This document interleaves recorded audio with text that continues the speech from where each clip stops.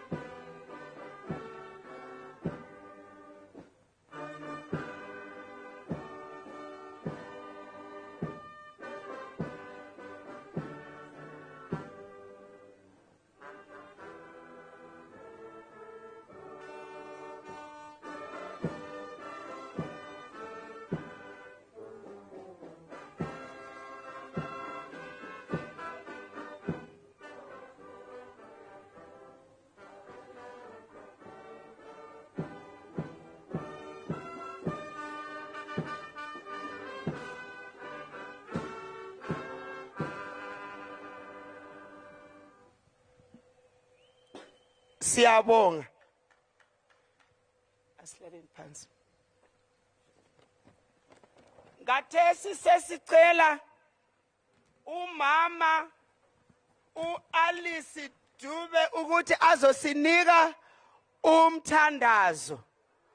Njengobana sonke sikwazi ukuthi kulo uNkulunkulu osigcinayo. Mama Alice.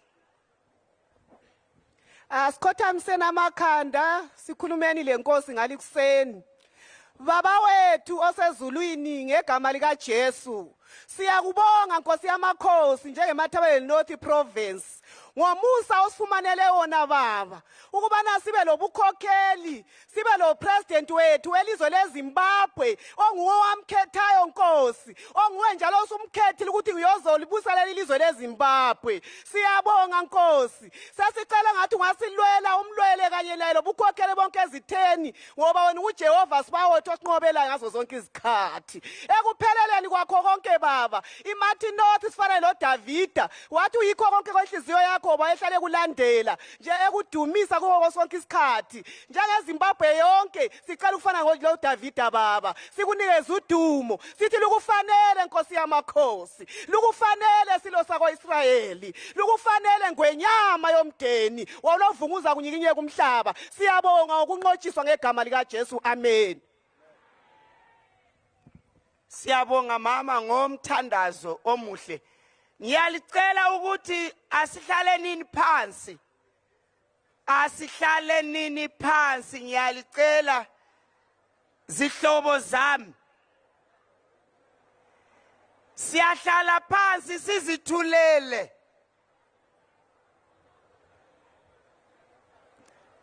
Ngathesi baba upresident wethu ubaba uMnangagwa Nyamuhlonipha lo vice president wethu ubaba uChiwenga all protocol observed. Nyakathesi sengicela baba ubaba ukhomisa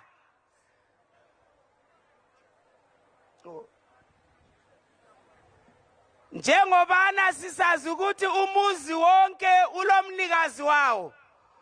Sengicela ubaba uMoyo njengo chairman we province yona le iMatabeleland North ukuthi azosibingelela baba chairman. Ngiyabonga umama uDeputy National PC uma iHungwe phambili eZANU-PF. Ubaba uMnankagwa abangaziyo Ngabafundiswe. siyabonga.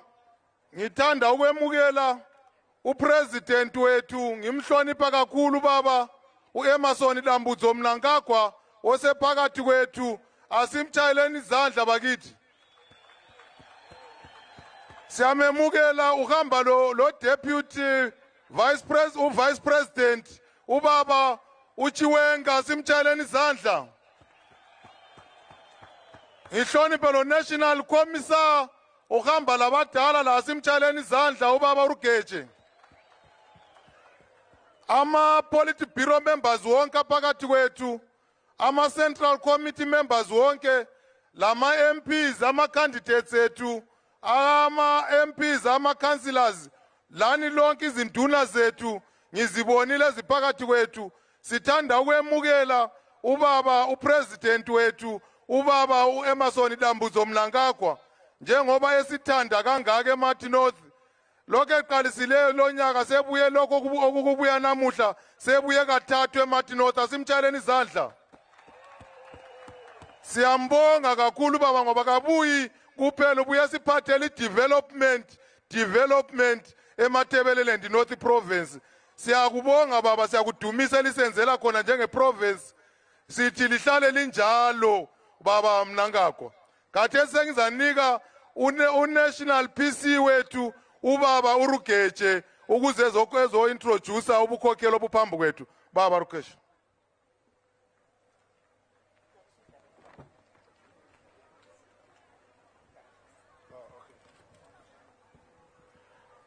Phambili leZANU-PF.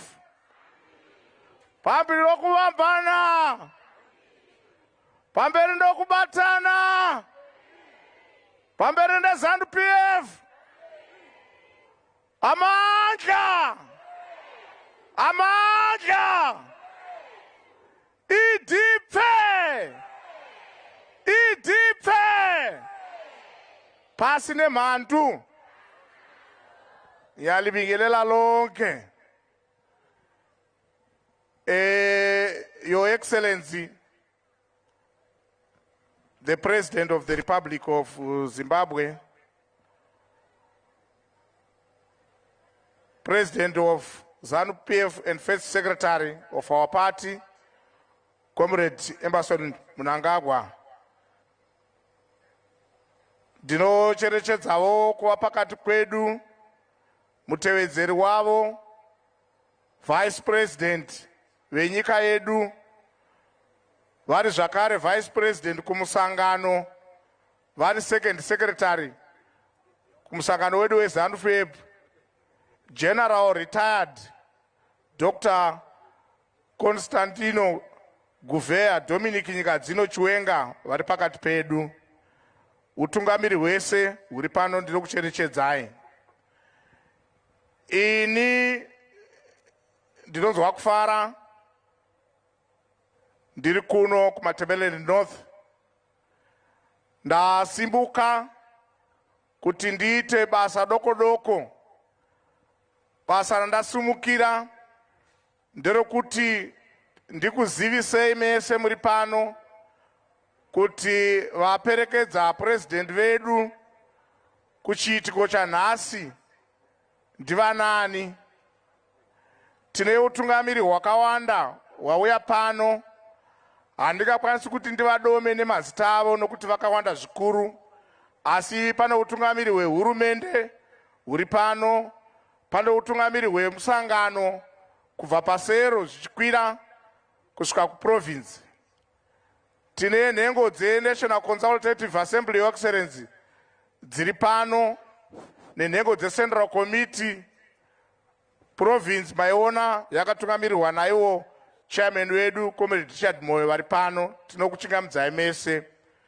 Tine utungamiri hwevechidiki, utungamiri hwemadzimai, utungamiri hwemaWar Veterans, maWar Collaborators vari pano.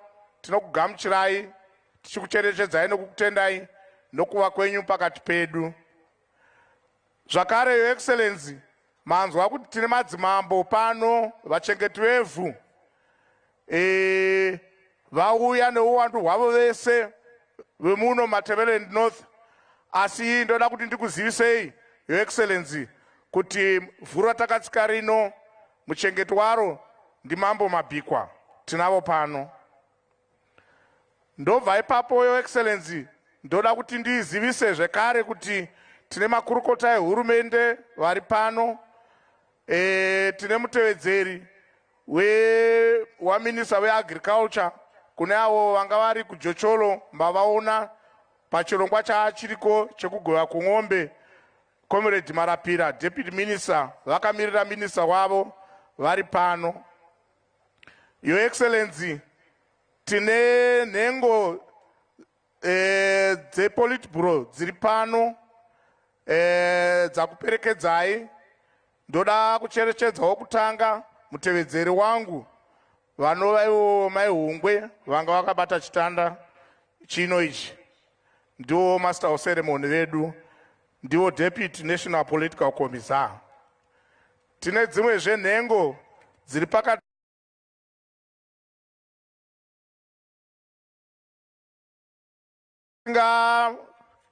teveri ukuru hwavo kumusangano, asi kungoti ndoda kuti ndidome kuti vari pano. Tina Comrade Machacha, Nyarazi Machacha ndivo principal veChitepo Ideological College vari pano Your Excellency. Tina Comrade General retired Dr. Sibusiso Moyo, tinavo vari zvakare Minister of Foreign Affairs and International Trade vari pano Your Excellency. Tina Honorable Speaker veParliament yedu vari zvakare nhengo yePolitburo vachibva kuno kuMatabeleland North.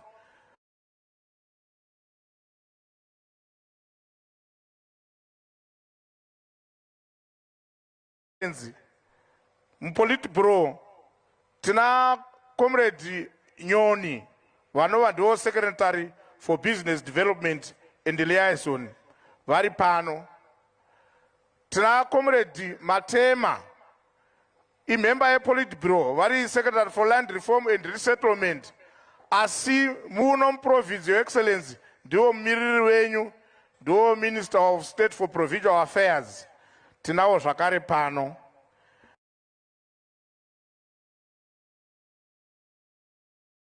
Tina Secretary for Administration vari zvekare gurukota rinoona nezvemukati veHome Affairs vari vanobva kuno kuMatabeleland North, Comrade Obert Mpofu, ndo vanda kukumbira kuti vakamirira nhengo dzese dzePolitburo dzandadoma. Kana pane vandasiya ndinokumbira kuti mundiregererewo. Ndoda kuvasimudza kuti vachiita slogan vakamirira utungamiriri hwese hwandadoma Your Excellency. Chani zandla bantu beMat North. Your Excellency, ngifuna namhla iMat North itshele ilizwe lonke ukuthi iZimbabwe ilapha namhla. Ngithemba nxa ngizatshaya islogan wonke umuntu uzasitshaya ukuze kudume umhlaba wonke. Siyezwanana? Phambili leZANU-PF. Phambili loBaba Mnangagwa. loBaba Mnangagwa. Lokuwina ama-elections. Phansi labasizondayo. Phansi la. Sekungconywana. Ngiyabonga. Thank you.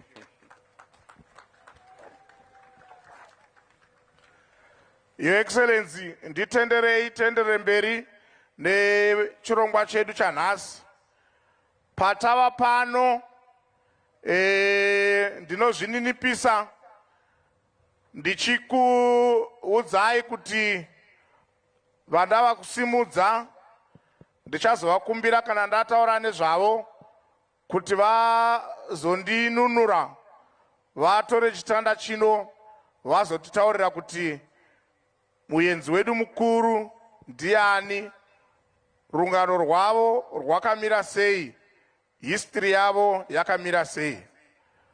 Vada kusimudza igamba rehondo yorusununguko. Mutungamiri anozikanwa zvikuru mumauto. Vakatungamira zvakanaka kwemakore ese avanga vari muchiuto. Vakakwidzirizwa kusvika vazopedzisira vaiwo mutungamiri wemauto ose emuchadenga nepasi. Gore rapera munoziva zvakaitika. Zvaunza dispensation iri pano. Basa rakaitwa nemutungamiri yeye zvinganditorera zuva rese kuti ndiritsanagure pano. Vandiri kutaura nezvavo ava mutevedzeri wemutungamiri kuhurumende, mutevedzeri wemutungamiri wedu kumusangano, vari munyori wechipiri kumusangano, ndi general retired, vari Dr. Constantino Gouveia Dominic Chiwenga, ndo vanda kukumbira kuti vachindizorodza vatore chitanda chino ivo vachienderera mberi neprogramu. General Dr. Sir.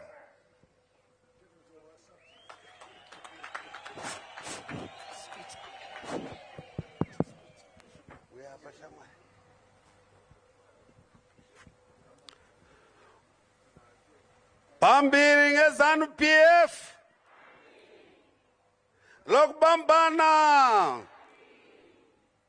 lokubambana Emmerson Dambudzo Mnangagwa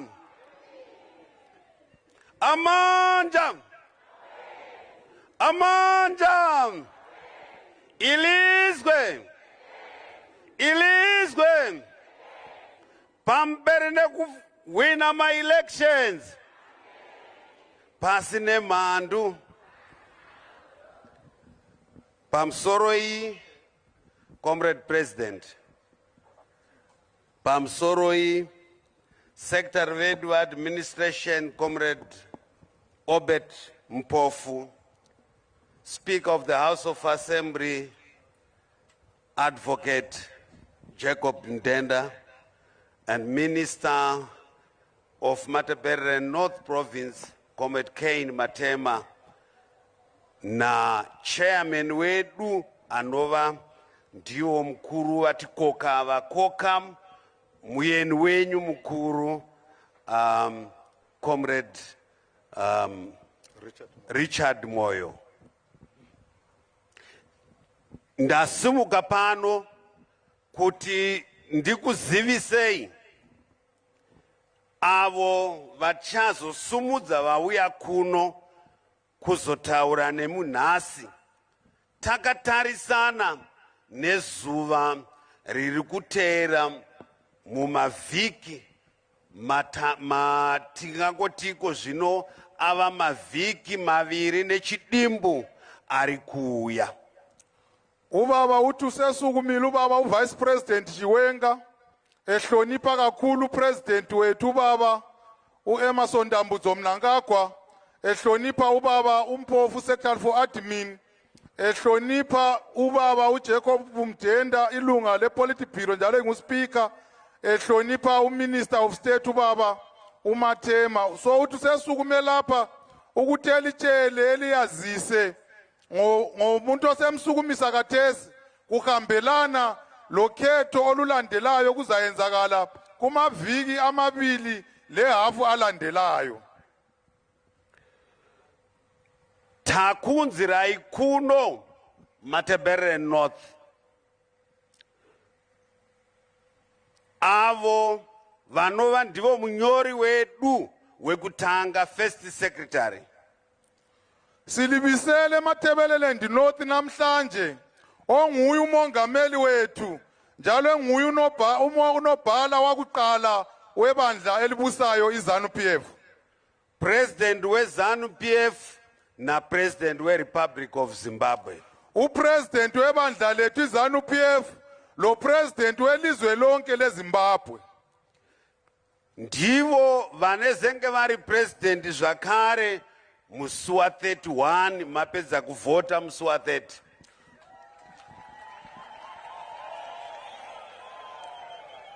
Nguye ongupresident weZimbabwe, nguye oza kuba futhi engupresident mhla ka-31 July seliqedile ukuvota. Asitshayeni izandla. Saka vakuru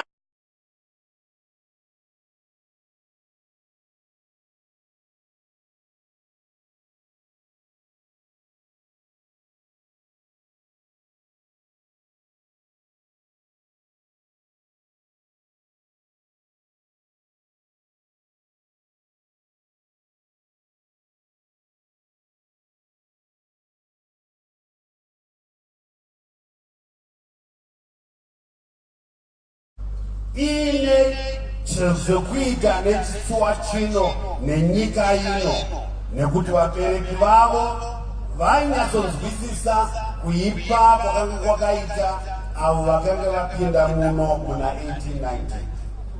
Ubaba uthi ubaba unanga kuzalwa emulini yayi-understand isizwe.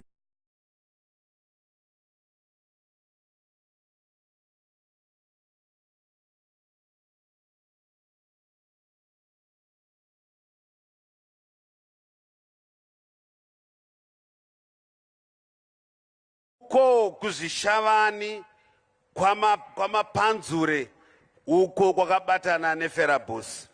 Ubaba uthi wazalwa mhla ngo-1942 mhla ka-15 September komapanzure ezwishavani duze lefelambuso. Vakakura imomo vachingofudza mombe nembudzi sevamwewo vana kusvikira mugore ra1955 pauya vachena vakudzikisa uwandu hwemombe dzakanga dziine vanhu. Wakhula ke kusoneso sigaba eselusa inkomo zangakibo lembuzi kwaze kwafika u1955 lapho kwafika khona abamhlophe sebesehlisa inani lenkomo ezazifuywa ngumuntu.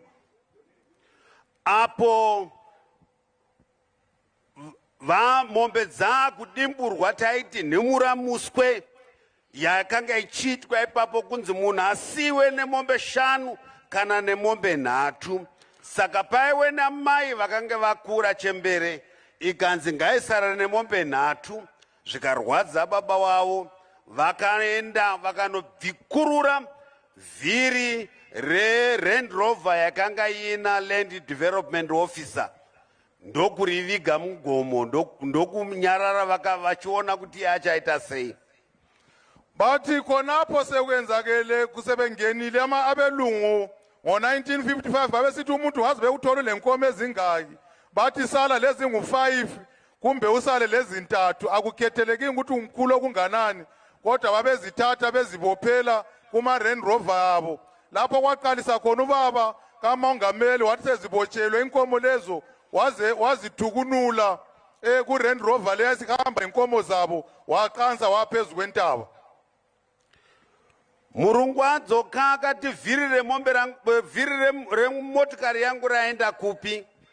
Avo baba vakapindura vakati, aiwa iwo famba nemavhiri 3 emota yako sezvo wasiyira mai ava mombe 3 yakowo mota inogona kufamba nemavhiri 3. Outhi ubaba kabakhululanga inkomo bakhulula iviri lemota ku-Land Rover yayisithwele inkomo. So bathe sebebuya kule nkomo phakathi bathi katheli ilokuzeni njobani imoto esisele lamaviri 3 elinye seliye ngaphi. Wathi ubaba kamongameli wathi hambani le mota yenu lamaviri 3 njengoba lichiyele izihlobo zethu inkomo ezi3.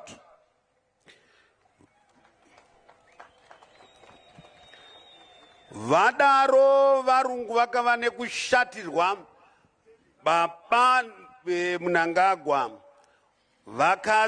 vakatutwa nemhuri yavo ndokuendeswa kunorthern rhodesia inova zambia nhasi.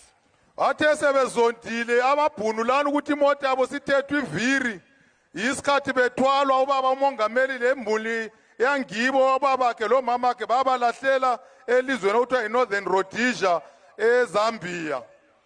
Vakasvika vachiendera mberi nechikoro asi havana kuzoenda zvakanyanyisa nekuti nyaya dzezvematongerwo enyika muno muregion dzakanga dzasimuka. Ubaba wafika khona ubaba uMnangagwa sesamncane waqhubeka lesikolo sakhe kodwa kasaqhubekelanga kuhle ngesikolo sakhe ngoba impi yenkululeko yayisiqalisile ngapha kuregion sekuliwa. Pachikoro pavakange vapinda vakatanga zvekupinda mumamovement ekusapota UNIP, United Independence Party yakanga yafomwa nava David Kenneth Kaunda vakazova ndiye mukuru weUNIP vakazova president wokutanga weRepublic of Zambia. Esikolo wangena khona sekuchisa into zepolitiki ubaba uMnangagwa wafika wajoyina ama-movement esikolo sangikhona wangena ku-movement okuthiwa i-UNIP yayikhokhelwa ngubaba uBhanda uKaunda sorry wayakhokhelwa ngubaba uKaunda wayikhokhela wazoba ngupresident wangikhona ubaba uMnangagwa waba active esesikolo emela lelo bandla. Saka vakadzingwa chikoro 1960 zvapera ndokuchi kumbobata-bata ndokudzoka kuRusaka ndoyakanga iri capital.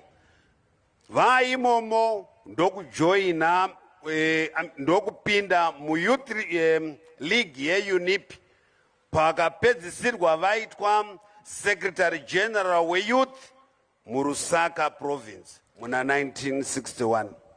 Ngo-1960 khona besesesikolo bathi wena ubusungena into zepolitiki bamxotsha esikolo uba uMnangagwa wasuka wabuya eLusaka lapho kuyicapital city khona eZambia lapho wafika wajoyina khona nalana iparty waba ngu-secretary general we-youth league khona ngale eZambia. 62 late comrade Wiridza Wanda Musarurwa vakanga vaenda kuRusaka kuZambia vakasangana navo vakati ko imi mogojoina here vamabato evamwe kwedu taita tatanga ningi zvekutsvaga rusununguko rwedu ndokumva vajoiniswa ipapo yakanga yangobva muUNDP ichienda kuZAPU muna 1962.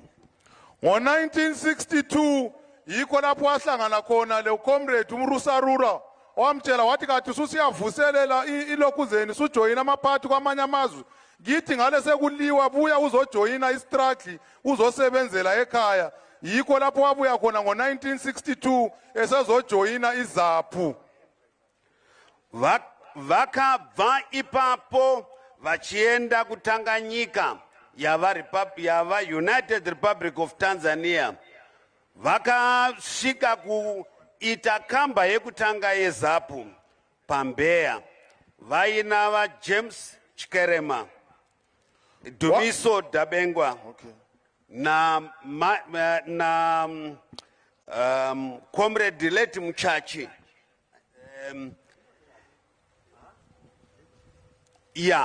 Muchachi nana Dana nevamwe ndo vakatanga kuita kamba yekutanga yeZAPU muMbeya muTanzania. Tawatesuka khona peZambia yabahamba baya eZambia bayenza inkamba lapho babekhangele khona amabutho belabo baba uDabengwa labanye khona ngale baba yinkamba yakuqala yeZAPU eyafakwa yaba seTanzania. Vamtakawira vakazopfura nemo gore iroro vakati vanoda vanhu vanoenda kunotrena chisoja.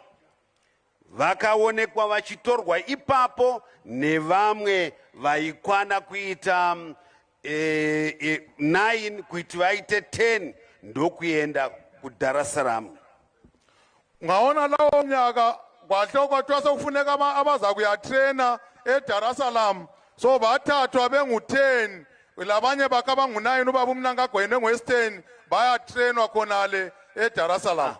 kwete kuDar es Salaam vakaenda kuDar es Salaam Kuthiwa bahamba eDar es Salaam. kubva muDar es Salaam vakatorwa vachienda kuEgypt vakaenda kukambi yainzi Heliopolis yekuEgypt nguva yaGamal Nasser president wokutanga weEgypt. Besuka khona apha eDar es Salaam bahamba baya eEgypt. Yikho lapha bahamba I think bayatrainwa khona. Vakangogara kwenguva pfupi musangano weZAPU uchibva wadambuka nepakati kuchienda kuchiitwa ZANU uku kuchisara payakazosara yakuitwa PCC People's Caretaker Council. Kuthiwa khona apho sebekhona apha eEgypt bahlala isikhathi esilutshwana. Yikho lapho kwagcina sekudilika khona ibandla leZAPU. Yikho kwagcina sekubunjwa khona iZANU lelinye ibandla okuthiwa yiPCC. Saka zvaitika izvi vamusika vakazonga vice president wedu nguva iyoyo vakatumwa kuti vaende kuCairo kuti vanoona kuti chii chakange chaitika ukuwo Trainos Makombe aibvawo kuChina ndokubva avatora ava ipapo vakabva vari 11 ndokusiya vatatu vakati isu tinosara nekuZAPU ivo vachienda kuZANU. Kwathi-ke khonapho sebesuke eEgypt kwathunywa ubaba uMsika ukuthi ehambe eCairo ethunyiwe khona ngale yikho lapho afika bayakhulumisana labanye babo. Yiso isikhathi sebesuka obaba uEdi Mnangagwa labanye bakhe abathathu sebesiyajoyina ibandla leZANU. Vadzorerwa kuvatorwa naTrainos Makombe kuenda kuDar es Salaam vamwe vatanhatu 6 vakaramba kuti hatichadi zvehondo nomubva vasara vari 5 ava ndovakazoendeswa kuPeople's Republic of China. Kuthiwa sebesuka khonapho abanye baba bangu-6 bayala bathi thina asisafuni into zokulwela ilizwe. Bona yibo abahambayo ubaba uMnangagwa labanye bakhe abathathu baya eChina besiyatraina ezombangazwe. Vakaenda vasvika ikoko kuChina vakaenda kuPeking ndo yaBeijing vachinotraina ideology, political ideology.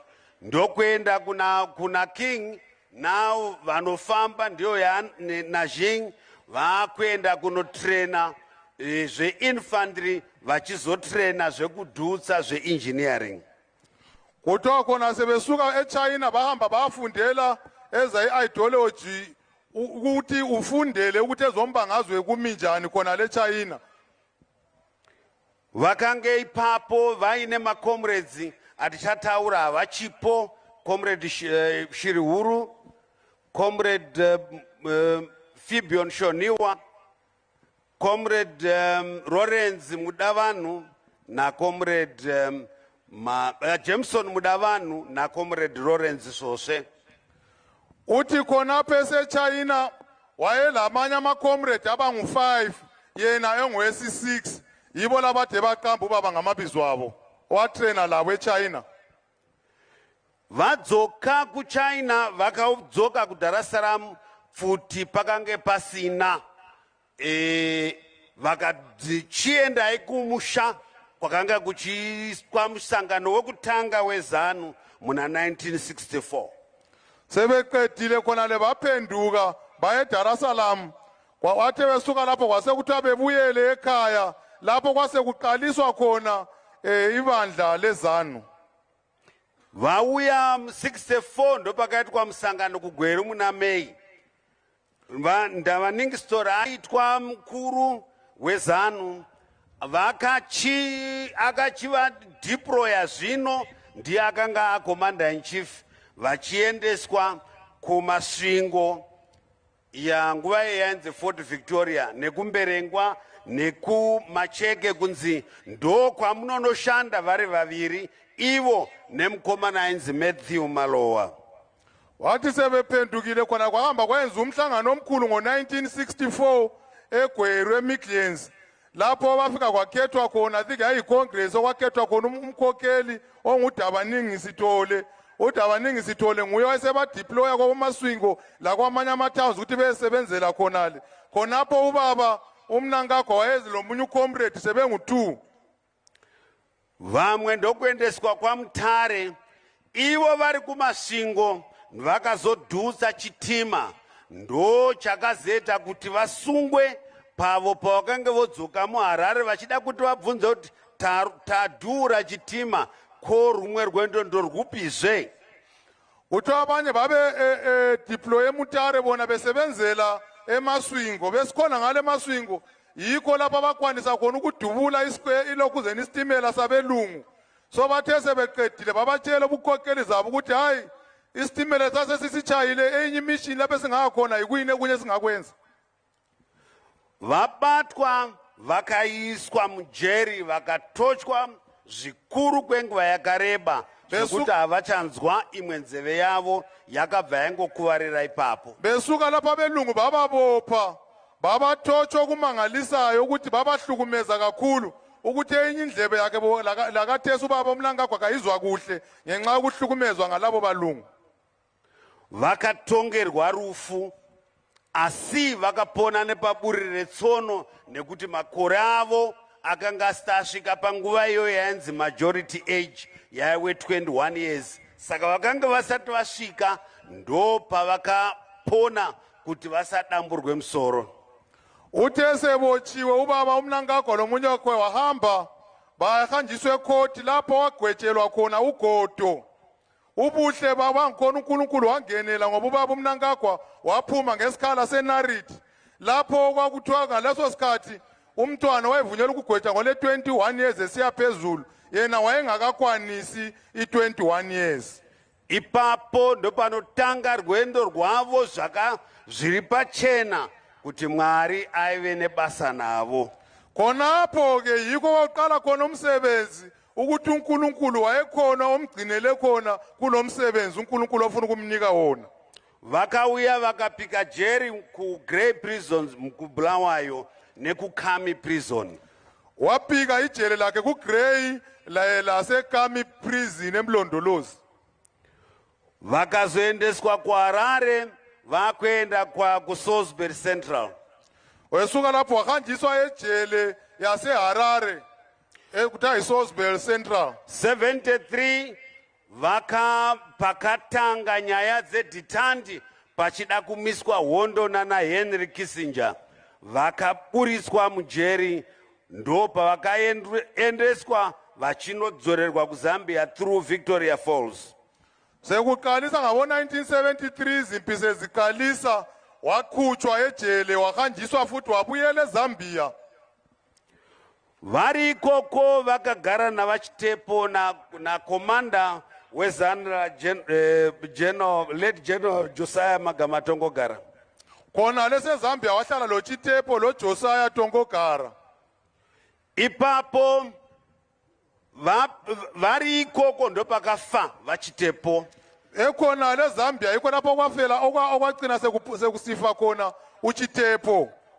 Vakadzivirira avo vakanga vasungwa vachinzi vauraya Comrade Chitepo vachibatsirana naFirst Chief Justice Dumbuchena kuti avo vakanga vabatwa vasaurawe kuZambia. Wathi sekhonale wavikela kakhulu encesa lo mnye ujaji wakhonale labo okwase kuthiwa babulele ubaba uChitepo wathi labo babanjwe khona leZambia bengabulawa eZambia. Vakazouya kuMozambique vapedza chikoro chavanga vachita cheugweta 77 vachiuya kuzoita a special assistant to the president and vari mukuru wezvekuongorora wesecurity kubato nekumauto. 77. Ngo-1977 wasuka ubaba uMnangagwa eZambia wahamba eMozambique lapho wafika wanikwa isicoco sokuncedisana lo mongameli wayekhona oweparty khonale owasebenza khona kakhulu efundiswa leze security egcina ukugcinwa kukapresident. Hondo yakarwiwa zvamunoverenga mumapepa kubhombwa kwaitwa kuZambia, kuMozambique, takanga tiri tese kusvikira varungu vakanda zvombo pasi. Lancaster House yadeedzerwa 1979. Kwaqalisa yachisa phansi impi kubhonjwa eZambia kubhonjwa eMozambique sasisonke silaye khona legangeni mpaka ngo1979 abelungu abafaka phansi izikhali bathi buyane eLancaster House sizokhuluma. KuLancaster House yakatanga muna September ichipera musi wa 21 December. Varungu vati hondo ngaichipera.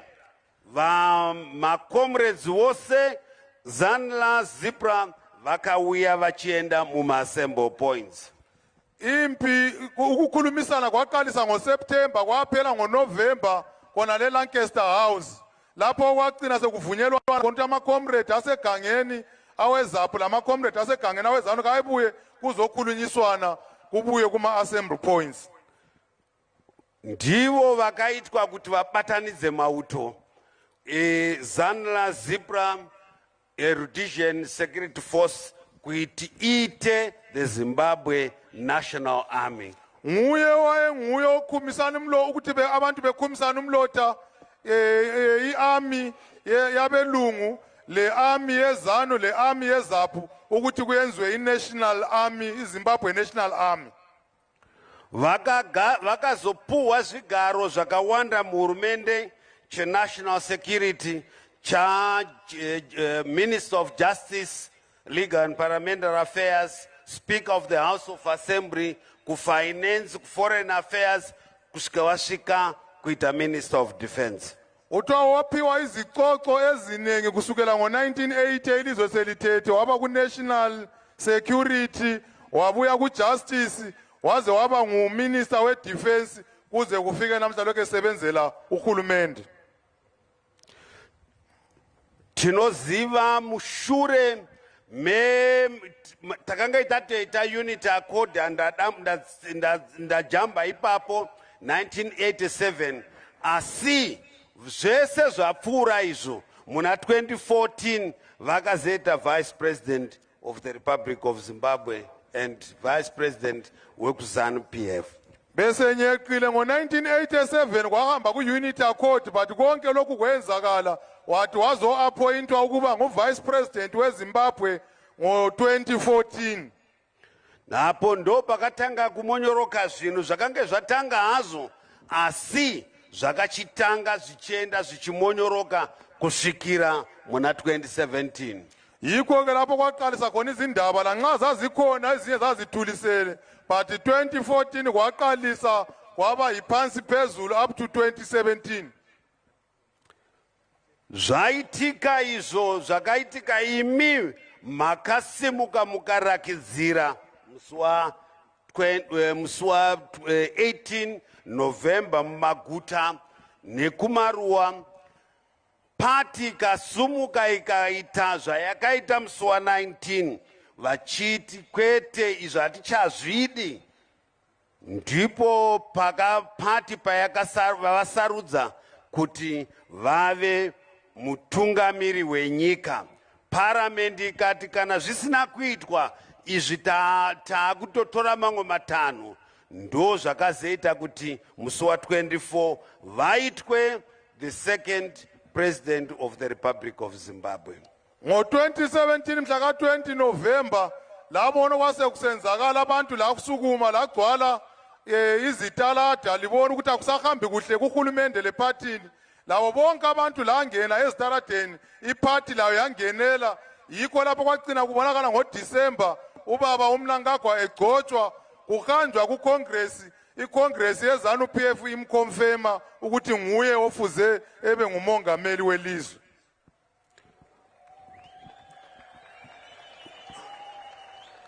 Vaitwa ipapo vakadeedzera zvinhu zvandanoda kutaura zviviri zvimwe zvacho vachataura vega. Chekutanga kuti Zimbabwe yavhura mukova kuti zvino tichivaka nyika yedu itsva murunyararo, pasina kutukana, pasina kurwa, pasina kukandana vamwe ivhu, asi takuda kusumudzira kuti mhuri yese yeZimbabwe ichinota vachibatana tivake nyika itsva. Kuthe sekunjalo wakhuluma izinto ezimbili ubaba uMnangagwa sengenile ukuba ngupresident. Wathi sekufuze sivuseni ilizwe lethu ngokuthula, kungalakulwa, kungalakuhlafakana inhlabathi emehlweni. Zvino chepiri vakati tinotera bumbiro remutemo kuchava nema-elections sezviri pamutemo kana nguva yacho yakwana inova ndiyo nguva yatatarisana nayo. Uthe sekunjalo wathi hayi lanxa sengingenile ngoDisemba ngizalandela iconstitution ukuthi ngoJuly sibiza ama-elections ukuthi silandele ukuthi every after 5 years siyabiza ama-elections. But kungomunye wayengayala edasi zaphela sikubone, kodwa yena wathi siyalandela iconstitution sambeni kuma-elections, yiwo sesisiya kiwo mhla ka-30 July. Saka ndiwo vatakuigirai vakuru vane rungano rwakarebesa, asi muchipfupi nefunga tese taakuziya kuti ndiani. Ubaba nguye namhlola ndikuzokhuluma lathi candidate yethu eka 2018 eka president olenkalakatha embali, kodwa ngamazwi amalutshwana ubaba uChiwenga ukuchasiswe ngawo umuntu wonke ade suka lapha yabesekwazi ukuthi ubaba uChiwenga ulokuze ubaba uIdim Mnangagwa ngubani. Saka vauya kuno kuti imi vataure nemi nepatananga napo, vauya kuno kuti imi muvaziye muvaone uye vaonewo vavachapinda navo mumujawomu. Saka tinoda kuti vanhu vari kuzomira sevamiririri kuno vedare reparliament muuye pano pamberi vekuMatebele North pamwe nemakanseras nekukurumidza pamwe nemasenators nevemuwomen's quota nevemuprovincial council. Uyai tione vakuru tichivasimudza kuti muvaone. Uto ubaba ubuyela ukuthi ezokhuluma lani lapha esivela khona lapha sesisiya khona ekhethweni, njalo ubaba uthiwa kunengo liphathele khona ukuthi ezolitshela ukuthi ku-development kuyini okuzayenzakala eMatebeleni North. Ubaba uChiwenga ucela lokuthi ama-candidate wonke aweparliament, awe-council, provincial council, bonke buyanini phambili lime lapho ukuze ubaba upresident elibone ma-candidate eMatebeleni North Province. Hati manyeiva mandara neva majaya Asigijimeni bo baba labo mama mankazana lezi labajaha.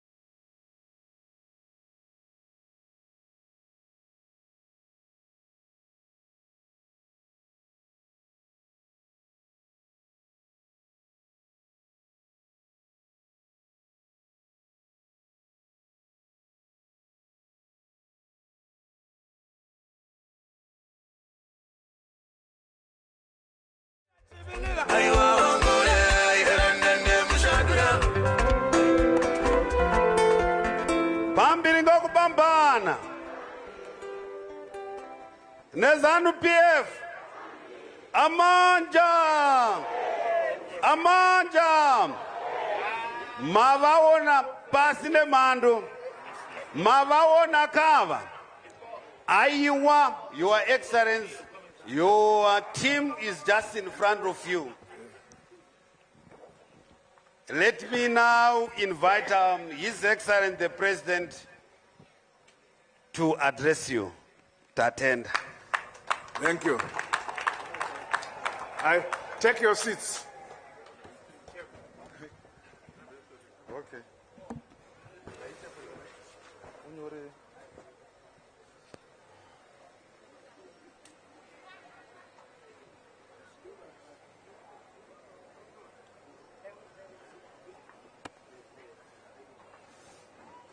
Pambile ZANU-PF. Pambile ZANU-PF. Pambile kubambana. Pambile kubambana. Pambile kubambana. Pambile ZANU-PF. Pambile kuwina ama-elections. Pambile kuwina ama-elections. Amandla. Amandla. Amandla. Pas nemandu. Pambili ZANU-PF. Pambili ZANU-PF. Pambili nokubatana. Viva ZANU-PF. Viva. Viva ZANU-PF. Viva. Viva ZANU-PF. Viva. Pambili kuwina ama-elections. Pambili kuwina ama-elections. Pas nemandu. Pasi nayo. Injani bazali? Siyaphila. Our director of ceremonies, Central Committee who are here, other leaders of the party who are here, izinduna zethu zonke esikhonapha ngalibingelela.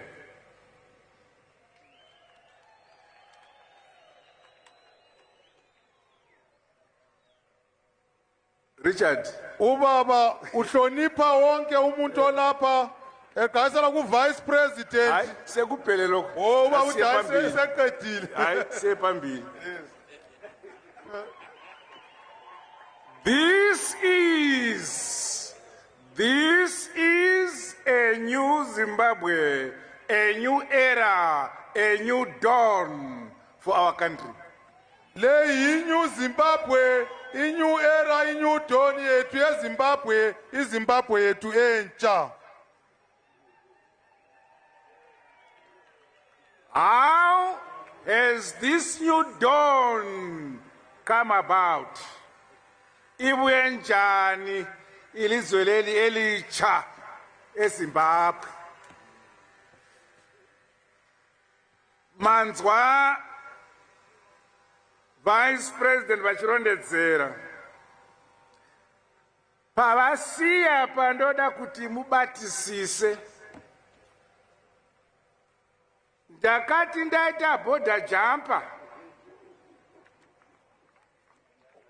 imwi kuno kumusha makasara mukati kwete hatibvumi. Ubaba uthi uvice president uchasisi nguye lo undoda lo uObed wachiye umhlangano ongakona weCentral Committee ukuthi sibe le doni leyi sesila ngamhla uthi ngishona. Ubaba uthi Hanzina baba Pakarowa border jumper. Ndala uyanonzi Obed Mpofu. Ndiye akacheya Central Committee akaunza i-new dawn iripo nasi. Hallelujah. Okay, thank you. Ndiye Secretary General wedu iko zvino mu ZANU-PF. Nguye uSecretary General wokuxotsha ama-G40 wonke ayekhona elizweni ayesephathini. kumbe selikhohliwe Ubaba ari kuti makangamwa here.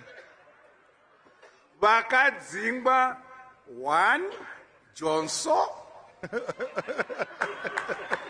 2 Kasukwere 3